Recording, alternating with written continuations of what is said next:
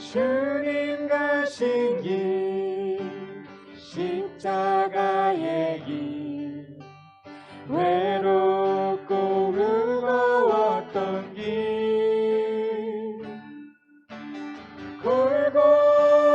골고다의 거친 언덕길 지치신 주님의 우리 한 번 더 고백할게요. 주님 가신 길 주님 가신 길 십자가의 길 외롭고 무거웠던 길 골고다의 거친 언덕길 지치신 주님의 모습 오 나의 주님 오 나의 주님 용서하소서 죄인 위에 고난 받으셨네 이 세상에 생명 주시기 그렇게도 원하셨네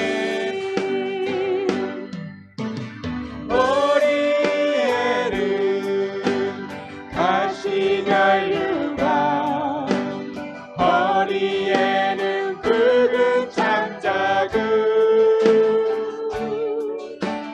손과 발목 다 찔리신 지치신 주님 우리 한 번 더 고백하겠습니다. 머리에는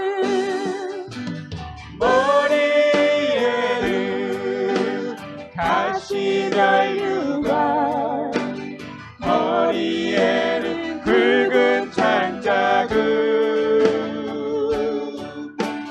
손과 발목 다 찔리신 지치신 오 나의 주님 용서하여 주시옵소서 오 나의 주님 용서하소서 죄인 위에 고난 받으셨네 이 세상에 생명 주시기 그렇게 우리 한 번 더 고백하겠습니다. 오 나의 주님 용서하여 주시옵소서 오 나의 주님 용서하소서 죄인 위에 고난 받으셨네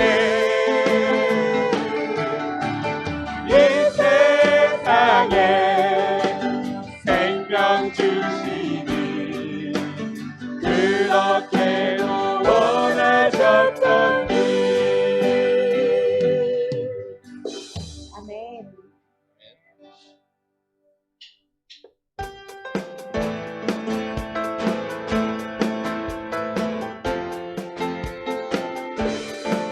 성령이 말씀 있습니다. 성령이여 임하소서 메마른 나의 심령 위에 주님의 은혜에 담비 내려 나를 흠뻑 적셔 주옵소서 주의 권세 주의 권세 주의 능력 지금 이 시간 임하셔서 악한 권세 모두 깨뜨리고 주님 나라 임하소서 영광 할렐루야 One, two. 영광 할렐루야 예수의 그 피가 내게 승리 주네 구원이 되시네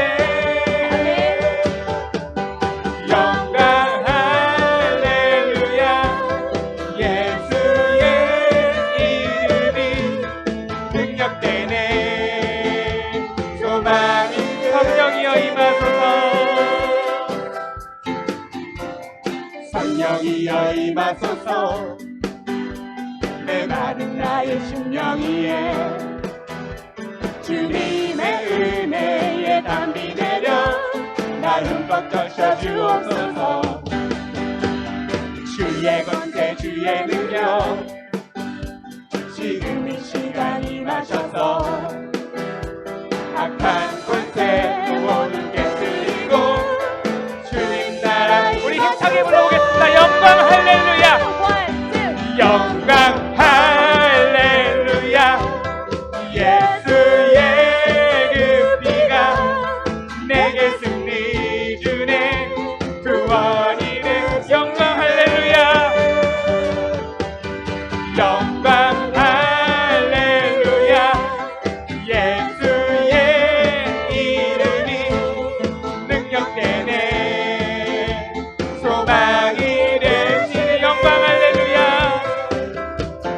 영광 할렐루야 예수의 그 피가 내게 승리 주네 구원이 되시네 영광 할렐루야 예수의 이름이 능력되네 우리 마지막으로 고백해볼까요? 영광 할렐루야. 영광 할렐루야 예수의 그 피가 내게 승리 주네 구원이 되시네 영광 할렐루야 예수의 이름이 능력되네 소망이 되시네 우리 주 하나님은 은혜가 풍성한 하나님입니다. 소망이 되시네 그가 풍성한 하나님을 믿는 자 한 사람 한 사람 어제도 오늘도 언제든지 변찮고 보호해 주시네 주여 성령의 은사들을 오늘도 내리어 주소서 성령의 뜨거운 불 끄어서 오늘도 충만케 하소서 정욕과 죄악에 물든 마음 성령의 불길로 태우사 정결케 하소서 태우소서 깨끗게 하여 주옵소서 주여 성령의 은사들을 오늘도 내리어 주소서 성령의 뜨거운 불 끄어서 오늘도 충만케 하소서 하나님께서 이곳에 그리고 이 예배를 사모하는 모든 가정에 우리와 함께 하실 줄 믿습니다. 성령의 뜨거운 불길로서 충만하심을 믿습니다. 인생의 제물로 돌아가신 어린 양 우리 주 예수여 주 속에 은혜를 내리시사 오늘도 구원해 주소서 주여 성령의 은사들을 오늘도 내리어 주소서 성령의 뜨거운 불 끄어서 오늘도 충만케 하소서 주님의 기쁘신 은혜만을 세상에 널리 전하리니 하늘의 능력과 권세로서 오늘도 입혀 주옵소서 주여 성령의 은사들을 오늘도 내리어 주소서 성령의 뜨거운 불 끄어서 오늘도 한 번 더 고백하겠습니다. 주여 성령의 은사들을 주여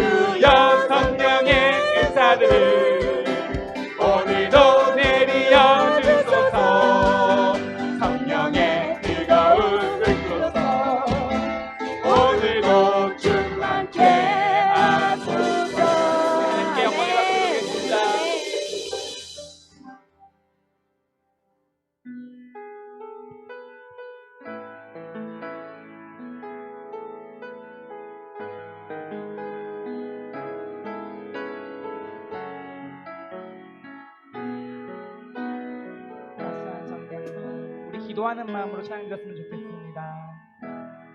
따스한 성령님 마음으로 보내 마음으로 보내 내 몸을 감싸며 주어지는 평안함 만족함. 우리 한 번 더 같이 고백하실까요? 따스한 성령님 따스한 성령님 마음으로 보내 내 몸을 감싸며 주어지는 평안함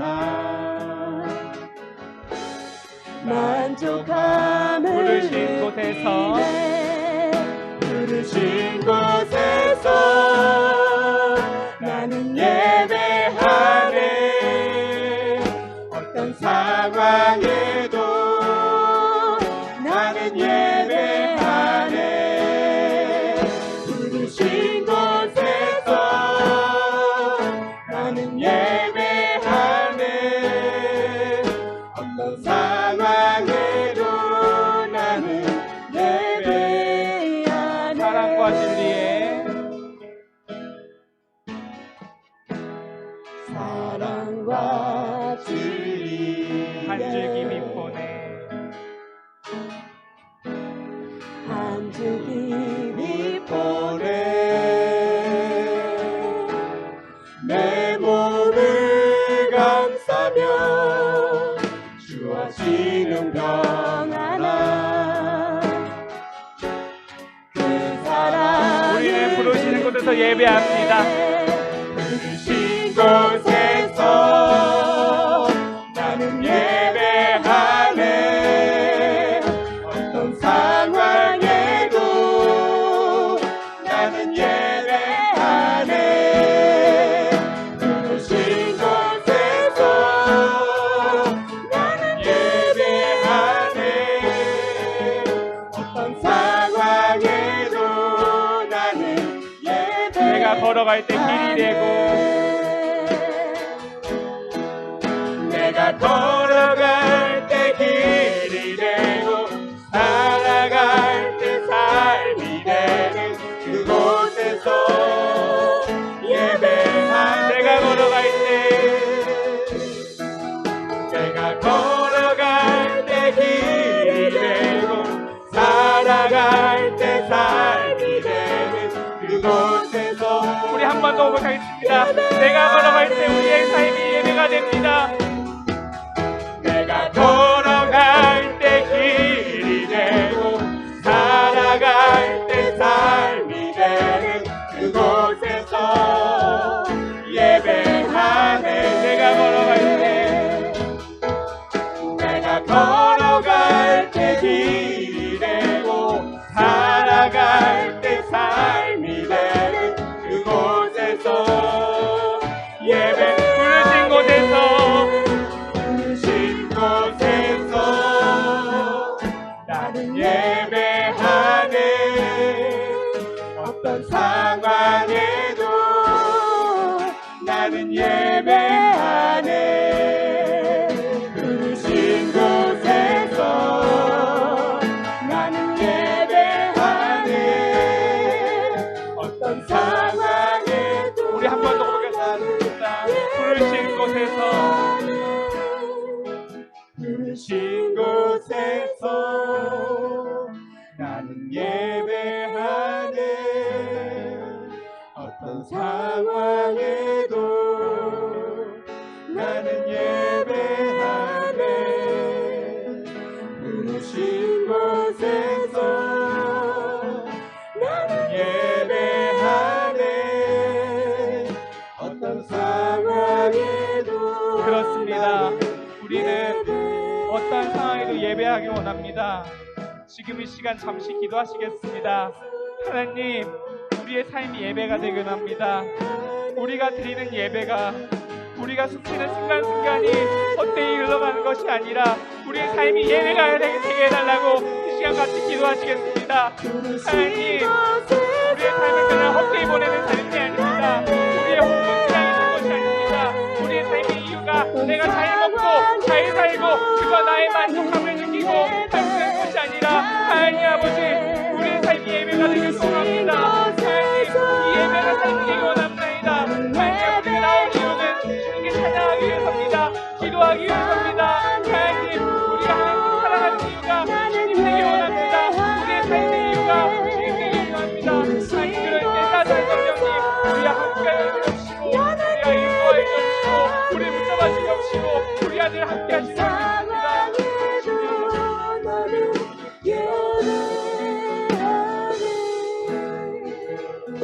어떤 상황에도 나는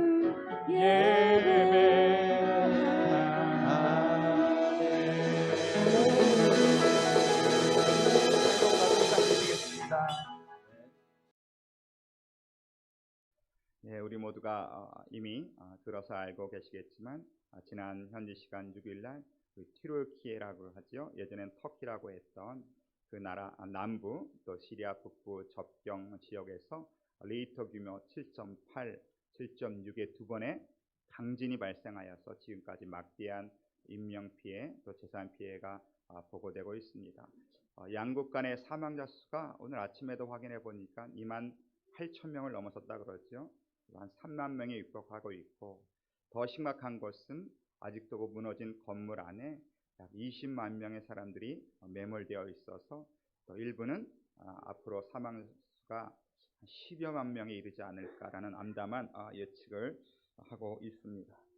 터키의 그 튀르키예 지진 소식을 듣자마자 가장 먼저 생각난 것은 우리 교회가 섬기고 있는 두 분의 선교사님의 이제 안부가 가장 궁금해서 저도 여쭤봤습니다. 다행인 것은 저희가 섬기는 선교사님들은 터키 동북부에서 지금 사역을 하고 계십니다. 또 남부에서 일어났던 이번 지진으로 해서 직접적인 피해는 없다고 말씀하시지만 사실 그 남부에도 저희 교단 선교사님들이 섬기는 교회들이 있고 저희 교단뿐만이 아니라 사실 많은 교단 또 많은 단체에서 교회를 세워나가고 있었는데 이번 지진으로 해서 큰 피해가 많다고 하십니다. 그래서 그 현지의 사정들, 그 기도 제목에 대해서 말씀하셨는데 영상을 하나 보내주셨어요. 현재 사진 현장의 모습들과 함께 기도 제목을 담은 영상을 하나 보내주셔서 우리 성도님들과 함께 나누면 좋겠다라고 해서 이 시간 짧습니다. 한 2분 30초 정도니까 그 영상을 보고 또 말씀을 계속 나누면 좋을 것 같습니다.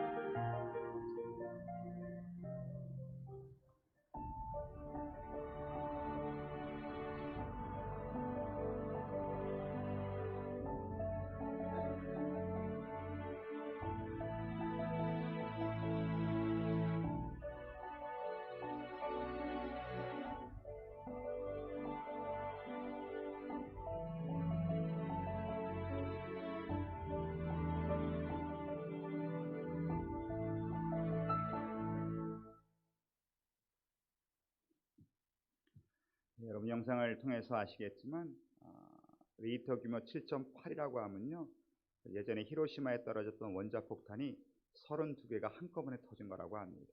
엄청난 파괴력이죠. 그러한 파괴력 때문에 지금 많은 사람이 아픔과 슬픔과 고통 중에 있습니다. 저들을 회복하여 주시고 하나님의 위로가 임하게 하여 주시고, 또 이런 어려움의 때가 오히려 복음이 들어갈 수 있는 기회가 되게 해달라고 여러분 기도해 주시면 감사하겠습니다. 특별히 저희는 이렇게 지진 소식이 들릴 때마다 사실 남들 얘기만은 같지는 않죠. 우리 캘리포니아도 지진대 위에 있어서 언제 저는 강진이 올 수도 있다는 경고를 우리도 항상 받고 있습니다. 제가 생각해 보면요, 강진이 이전에도 있었죠. 그러나 예전에는 이런 강진이 몇백 년마다 한 번씩 오고 그랬어요. 그런데 20세기에 들어와서는 이런 큰 강진이 몇십 년 만에 한 번 오더니 지금은 요즘 시기는 몇 년마다 한 번씩 일어나는 것 같아요. 이 강진이 발생하는 빈도가 점점 잦아지고 간격이 짧아지고 있다는 것이죠. 특별히 지진뿐만이 아닐 것입니다. 물론 쓰나미도 그렇고 자연재해, 천재지변, 이상기후들이 점점 간격이 짧아지고 좀 더 강력해지는 것을 우리가 알 수가 있습니다. 그럼 우리가 그런 소식을 들을 때마다 느끼는 게 있죠. 그런 소식이 들을 때마다 우리는 항상 주님이 말씀하신 말세의 때가 다 되었다는 것입니다.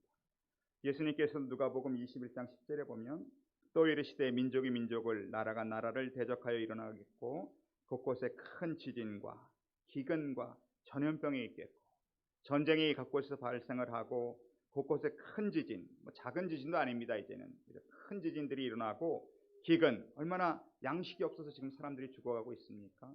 심지어 전염병이 있겠고, 우리가 이런 전염병들, 코로나를 우리가 어떻게 이전에 알았겠습니까? 그러한 전염병이 생기고 또 무서운 일과 이 무서운 일을 원어 성경과 영어 성경을 보니까요, 테러라고 되어 있더라고요. 곳곳에서 테러가 일어나고 또 이제는 하늘로부터 큰 징조들이 있으리라. 자연들이 변화해야 돼서 또 우리에게 무서운 일들이 일어나는 것을 말씀하고 계시죠. 이것이 곧 말세의 때라는 것입니다. 2000년 전에 예수님께서 말씀하신 그 말세의 또 마지막을 지금 우리는 살아가고 있는 것입니다. 지난 시간 우리는 오순절날 교회 탄생에 대해서 우리 함께 이야기를 나눴습니다. 오순절날 그들이 기도할 때에 성령이 임하시고 그들이 각국의 방언을 말함으로써 오순절에 모였던 모든 사람들이 그 방언을 통하여서 하나님의 큰 일을 듣는 하나님 나라 십자가 복음의 이야기를 들었다 이렇게 말씀하고 계시죠. 오순절날의 방언은 지금 우리가 하는 방언과 좀 다른 것 같아요. 오순절의 방언은 각 외국어를 말했다는 것입니다. 오늘날에 우리가 하는 방언과 좀 다르죠. 물론 지금도 외국어 방언을 하시는 분들이 있다는 말은 제가 들어봤지만 본 적은 없는 것 같아요. 제가 이전에 기도원에서 기도할 때에 그 기도원 원장님이 잠깐 이야기 나눌 일이 있었는데 그 기도원 원장님이 일본에서 사역하시던 얘기를 하시더라고요. 일본에서 사역하실 때 일본어를 할 줄 모르셨대요. 근데 일본 공영방송에서 인터뷰 제의가 왔는데 하나님이 가라 그러시더래요. 근데 하나님 저는 일본어도 할 줄 모르는데요. 그런데 인터뷰에 가서 인터뷰를 시작하려고 하는데 일본어 방언이 임하시더래요. 그래서 마칠 때까지 일본어로 인터뷰를 마치셨다는 그런 얘기를 들었어요.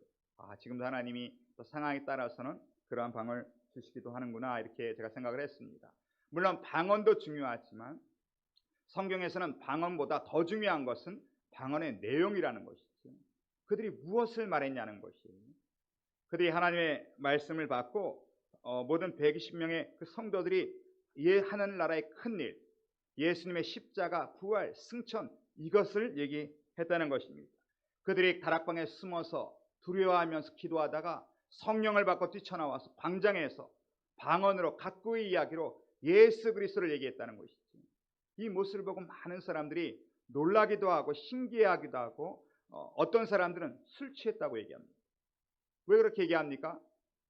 우리 교회 분들은 술을 드셔본 적이 없으시겠지만 술 취하면 나타나는 여러 가지 현상들이 있다는 거예요. 이 술 취한 사람들은 술을 먹으면요 기분이 좋아지더라고요. 근심 연여 있다가도 술 한 잔 먹으면 기분이 좋다는 거예요. 문제는 동일한데 기분이 좋으니까 웃기도 하고 노래하기도 하고 소리를 치기도 하고 또 술 취한 사람들은 용감해지더라고요. 얼마나 용감하냐면 횡단보도가 아닌데도 차도가 오는데도 막 지나다녀요. 그리고 영상을 보니까 파출소에 끌려갔는데 경찰도 때리더라고요. 엄청나게 용감해지더라고요. 근데 오늘 120명의 성도가 그와 같다는 거예요. 세상 사람들이 보니까 이 사람들이 얼굴에 기쁨이 넘치는다는 거예요. 당시에 예수를 얘기하고 복음을 얘기하면 끌려가는 시대인데, 잡혀가는 시대인데, 자신의 재산을 빼앗기도 하는 시대인데 광장에 나와서 담대하게 예수 그리스도를 얘기한다는 것이죠. 여러분, 그렇게 두려워하고 떨고 있어야 되는 사람들이 기뻐하면서 웃으면서 큰 소리로 담대하게 전하니까 세상 사람들은 이해가 안 되는 거예요. 결론은 뭐냐? 술 취했구나, 술 먹었구나, 술 때문에 저렇구나라고 세상 사람들은 이야기하고 있다는 것이죠. 그런데 그 이야기를 듣고 오늘 베드로가 뭐라고 말합니까? 우리 14절 한번 읽어볼까요? 14절 다 같이 시작. 베드로가 열한 사도와 함께 서서 소리를 높여 이르되 유대인들아, 예루살렘에 사는 모든 사람들아, 이 일을 너희로 알게 할 것이니 내 말에 귀를 기울이라. 베드로가 열한 사도와 함께 서서 소리를 높여 이렇게 되어 있다는 거예요. 이 말은 무슨 말입니까? 베드로가 완전히 변해버렸다는 거예요. 그럼 베드로 잘 아시지 않습니까? 예수님이 잡히시던 그날에 어떻게 했습니까? 예수님을 버리고 도망갔습니다. 예수님이 잡혀서 재판받는 그때는 어떻게 했습니까? 숨어서 그걸 구경했던 사람들입니다. 예수님이 죽은 후에는, 십자가를 죽은 후에는 고기 잡으러 떠났던 사람입니다. 예수님이 승천한 이후에는 다락방에 숨어서 기도했던 사람입니다. 근데 그 사람이 놀랍게도 웃으면서 큰 소리로 광장에 나와서 외치더라는 것이죠. 사람이 완전히 달라졌다는 거예요. 많은 사람들이 묻습니다. 목사님, 사람이 변합니까? 사람은 안 변해요. 죽어도 안 변해요. 사람이 뭘로 변하겠습니까? 물질이 사람을 변화시키지 못합니다. 돈 있다고 사람이 변하는 거 아니에요. 그렇죠? 돈 있다고 사람의 인격이 좋아지고 행복한 거 절대 아닙니다.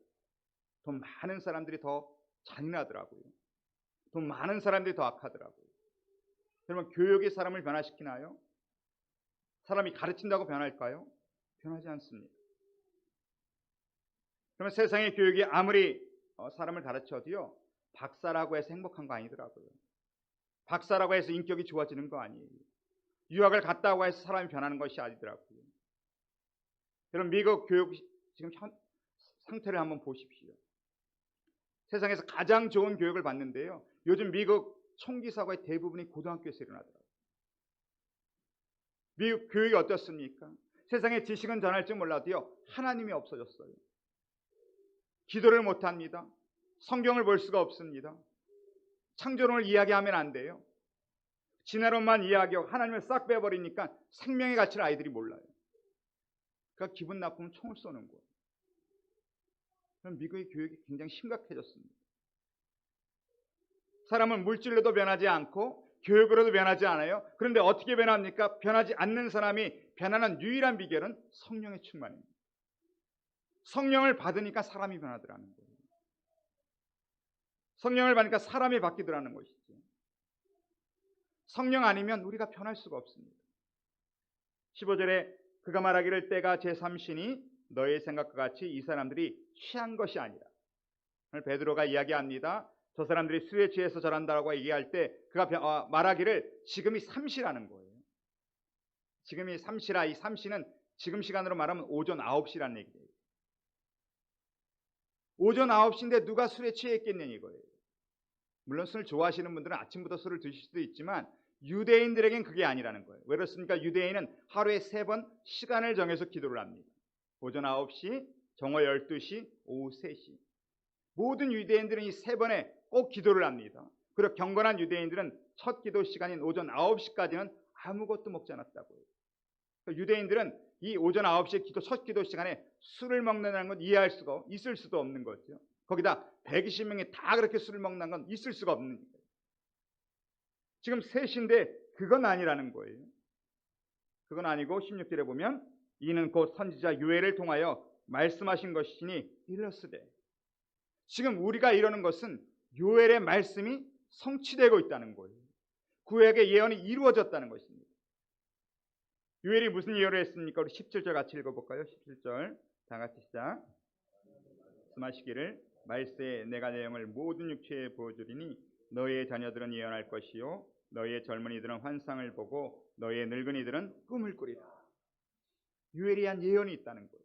어떠한 예언입니까? 말세에 내가 내 영을 모든 육체에 부어주겠다는 것입니다. 말세에 성령을 부어주겠다는 거예요. 그러면 성령이 임했다는 뜻은 무슨 말입니까? 말세가 됐다는 뜻이에요. 오순절 사건은 오순절에 성령이 임하여서 교회가 탄생했던 의미는 바꾸어 말하면 말세가 시작됐다는 얘기예요. 말세는 내가 내 영을 모든 육체에 부어주는데 너희의 자녀들은 예언하고 청년들은 환상을 보고 노인들은 꿈을 꿀 거라는 거예요. 그럼 예언과 환상과 꿈은 뭡니까? 하나님의 인간들에게 하나님의 뜻을 전달하시는 계시의 방법이었어요. 하나님은 어떤 이에게 예언을 통하여서, 어떤 이에게는 환상을 통하여서, 어떤 이에게는 꿈을 통하여서 하나님의 뜻을 전달하였어요. 근데 문제는 구약에는, 과거에는요, 아무나 예언이나 환상이나 꿈을 받을 수가 없었습니다. 특별한 사람, 하나님이 정하시고 예비하신 그런 사람들만 이 예언과 환상과 꿈을 가질 수 있었는데, 놀랍게도 말세에는 모든 육체가 일을 할 수 있다는 거예요. 모든 사람들이 다 성령으로 말미암아 예언과 환상과 꿈을 통하여서 하나님의 계시를 받고 하나님의 말씀을 선포할 수 있다는 것입니다. 너희 자녀들이 예언한다는 거예요. 자녀가 이 당시에 너의 자녀라고 얘기할 때 자녀는, 이 어린아이들은요, 존재 가치가 없었어요.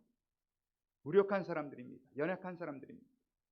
사람의 수를 셀 때는 이 어린아이는 수 세지도 않았다는 거예요.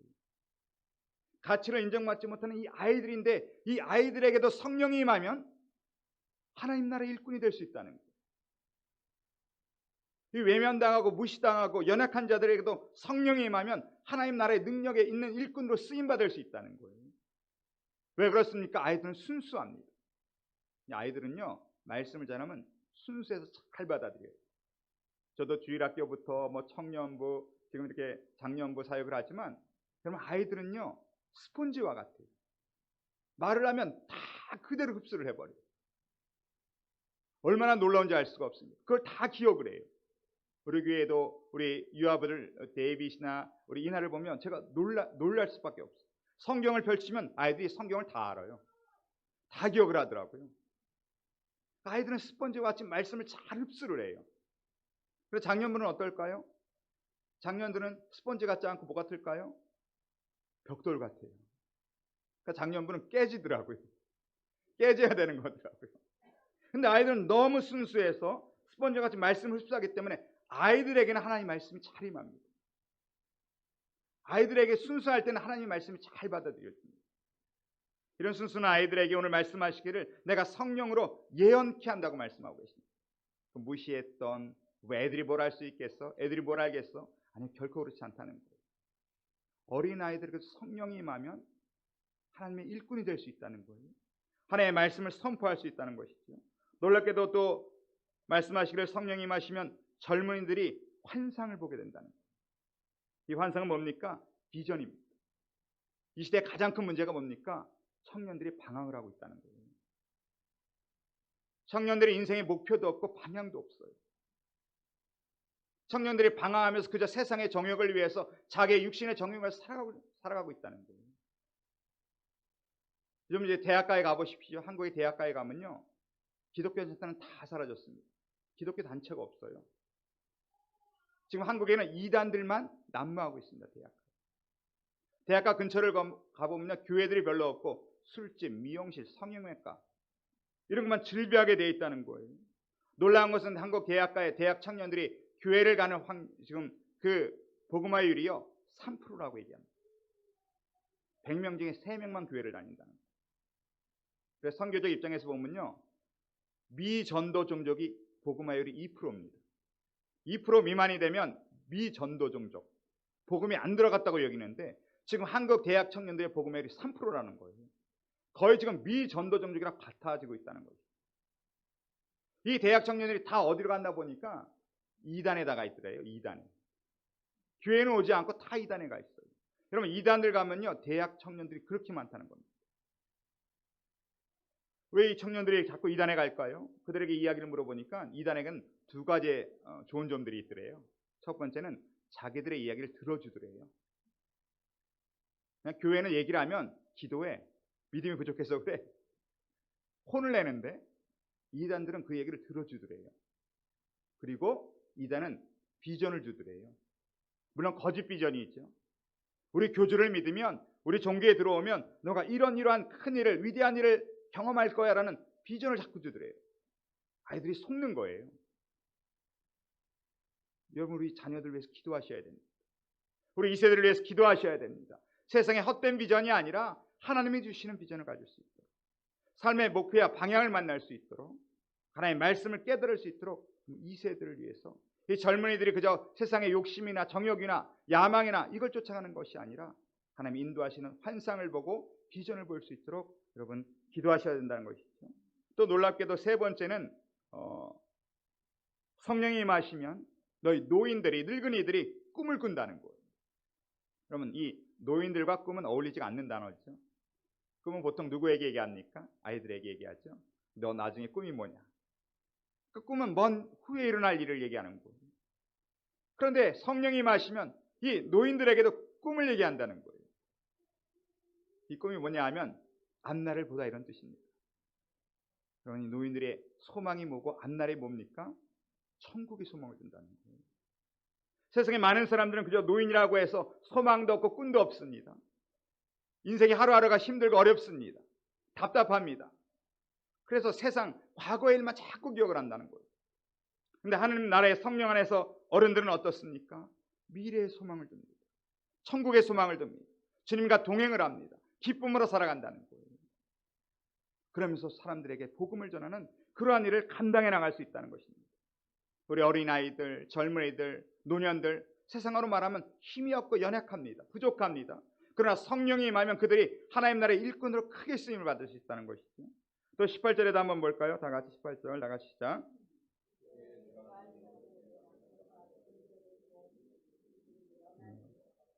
하나님의 영이 심지어 내 남종과 여종들에게, 자녀와 청년과 노인뿐만이 아니라 종들에게까지 하나님의 영을 부어주시겠다는 거예요. 이건 있을 수가 없는 얘기죠. 여러분, 당시의 종은 어떤 사람들입니까? 그냥 물건에 지나지 않습니다. 주인이 쓰는 물건에 지나지 않아요. 주인이 갖고 있는 짐승이나 다를 게 없어요. 그저 말한다는 것만 다른 거예요. 근데 하나님의 영을 종들에게까지 부어주시겠다는 거예요. 그러면 그들이 예언할 것이요, 그들도 하나님의 일꾼이 될 수 있다는 거예요. 이 시대에는 모든 육체가 다 하나님의 일꾼이 될 수 있습니다. 배웠다고 해서, 많이 안다고 해서, 가졌다고 해서 되는 게 아니라 하나님의 성령만 받으면 남종도 여종도, 심지어 아이들도, 청년도, 노인들도 하나님 나라의 일꾼이 될 수 있습니다. 왜 이렇게 하나님의 성령을 배워서 이 위대한 일을 행하십니까? 19절 20절 볼까요? 19절 20절 다 같이 시작. 위로 하늘에서는 기사를, 아래로 땅에서는 징조를 베풀리니 곧 피와 불과 연기로다. 제 크고 영화로운 날이 이르기 전에 해가 변하여 어두워지고 달이 변하여 피가 되리라. 말세의 징조를 말씀하시는 거예요. 왜 하나님의 성령을 부어주십니까? 때가 말세이기 때문에 그렇습니다. 그럼 말세가 되면 점점 세상이 악하여지고 주의 영화롭고 큰 날이, 주님의 재림이 가까이 오게 되면요, 감당할 수 없는 날들이 와요. 곧 피와 불과 연기, 해가 변하여 어두워지고 달이 변하여 피가 되는, 인간으로서 감당할 수 없는 날들이 온다는 거예요. 그러면 그때 살아남는 방법, 그때 살아갈 수 있는 방법은 두 가지밖에 없어요. 술 취하든지 성령이 충만하든지. 두 가지 방법밖에 없어요. 갈수록 사람들이 술을 찾을 겁니다. 왜냐하면 제정신으로 살 수 없는 시대가 와요. 술을 하든지 마약을 하든지 뭘 하든지 제정신으로 살 수가 없으니까 술 쪽으로 가든지 아니면 성령이 충만하든지. 난 여러분들이 성령이 충만하기를 주님으로 축원합니다. 성령이 충만해 살아갈 수 있는 시대가 반드시 온다는 것이죠. 무섭고 두렵고 떨리는 날이 있는데, 놀랍게도 오늘 우리에게 이런 말씀을 21절 다 같이 읽겠습니다. 다 같이 시작. 누구든지 주의 이름을 부르는 자는 구원을 받으리라 하였느니라. 얼마나 두렵고 떨립니까? 하늘의 권능이 흩어지고 자연재해가 일어나고 감당할 수 없는 피와 불과 연기가 가득한 세상이 오는데 얼마나 두렵고 떨립니까? 놀랍게도 21절에 보면 그런 그 심판의 때가, 그 놀라운 마지막 날이 우리에게는 기쁨과 감사의 날이 될 수 있다는 거예요. 어떻게 기쁘고 감사한 날이 됩니까? 주의 이름을 부르는 자는 그 가운데서 무엇을 받기 때문에? 구원을 받습니다. 심판의 날이 우리에게는 구원의 날이 된다는 거예요. 왜 그날이 구원이 됩니까? 주의 이름을 부르기만 하면. 다른 자격이 없어요. 누가 그 마지막 때 구원받습니까? 성경 많이 알아서도 아니에요. 교회를 많이 오래 다녔어도 아니에요. 직분이 높아서도 아니고 단 한 가지 조건만 있어요. 주의 이름을 부르는 자. 그럼 누가 주의 이름을 부를까요? 세상에 힘 있는 자들은 주의 이름 부르지 않습니다. 잘난 사람들은 주의 이름을 안 불러요. 가진 자들은 주의 이름을 부르지 않습니다. 창세기 4장 26절에 보면 셋도 아들을 낳고 그의 이름을 에노스라 하였으며 그때의 사람들이 비로소 여호와의 이름을 불렀더라 이렇게 되어 있습니다. 그러면 에노스라는 이름의 뜻은 죽다, 깨지다, 부서지다 이런 뜻입니다. 그 에노스 때 그 장수하던 창조 시대의 사람들이 제 생각에는 누가 처음 죽음을 맛본 것 같아요. 인간은 스스로 그때 깨달은 것 같아요. 우리는 죽을 수밖에 없는 존재구나. 우린 연약한 존재구나. 우린 부서질 수밖에 없는 존재구나. 그걸 깨달을 때 비로소 여호와의 이름을 불렀다는 거예요. 어떤 사람이 주의 이름을 부르겠습니까? 나의 연약함을 깨달아야 됩니다. 내가 부족한 사람이구나. 내가 하나님이 없으면 소망이 없구나. 나는 연약한 존재구나. 그걸 깨닫고 주의 이름을 부르면 오늘 하나님께서 약속하시기를 누구든지 구원을 얻을 수 있다는 거예요. 연약한 사람들, 부족한 사람들, 오늘 본문에 말씀하신 아이들과 같은 비전과 방향이 없는 젊은이들, 나이 먹어 소망이 없다고 하는 노인들도 내가 하나님 부르기만 하면 구원의 은혜를 맛보게 되고 성령의 충만으로 하나님께 쓰임받을 수 있다는 겁니다. 여러분, 성령 충만의 비결은요, 나의 연약함을 인정하는 데서부터 시작됩니다. 깨어지기 쉬운 존재들, 때론 두렵고 떠는 존재들, 비겁한 존재들이지만 오늘 하나님을 의지하고 주의 이름을 부를 때에 하나님은 성령으로 충만케 하셔서 우리를 하나님 나라의 일꾼으로 쓰신다고 약속하고 계십니다. 고린도서 4장 7절에도 보면 우리가 이 보배를 질그릇에 가졌으니 이는 심히 큰 능력은 하나님께 있고 우리에게 있지 아니함을 알게 하려 함이라. 우리가 사방으로 우겨싸움을 당하여도 쌓이지 아니하며 답답한 일을 당하여도 낙심하지 아니하며 박해를 받아도 버림받지 아니하며 거꾸로 뜨림을 당하여도 망하지 아니하고 우리가 항상 예수의 죽음을 몸에 짊어짐은 예수의 생명이 또한 우리 몸에 나타나게 하려 함이라. 우리는 다 질그릇 같은 존재예요. 깨지기 쉬운 존재들입니다. 여러분, 이걸 인정하십시오. 하나님 앞에 고백하십시오. 하나님, 저 연약합니다. 부족합니다. 이 심판을 이겨낼 능력이 없습니다. 이 마지막 때를 살아갈 힘이 없습니다. 그래서 저는 주의 이름을 부르고 싶습니다. 하나님, 나 도와주세요. 붙잡아 주세요. 그렇게 고백하는 순간 하나님은 성령을 주시겠다는 거예요. 성령으로 너희를 승리케 하시겠다는 거예요. 난 우리 모두가 성령 받아서 이 마지막 때에 구원 얻게 하시고 예언과 환상과 꿈을 통하여서 하나님의 뜻을 전하는 그런 믿음의 사람들이 다 되시길 주님의 이름으로 축원합니다. 기도하겠습니다. 하나님, 우리는 지금 말세, 그것도 마지막을 살아가고 있습니다. 주님의 재림의 때, 심판의 때가 가까워 오는데 우리는 더욱 우리 연약함을 깨닫게 하시고 인정하게 하시고 하나님 앞에 무릎 꿇게 하셔서 주의 이름을 부르게 하심으로 성령 충만케 하시고 주의 말씀과 뜻을 깨달아 믿음으로 살아갈 수 있는 하나님의 자녀들 될 수 있도록 인도하여 주시옵소서. 감사하며 예수님의 이름으로 기도드리옵나이다. 아멘.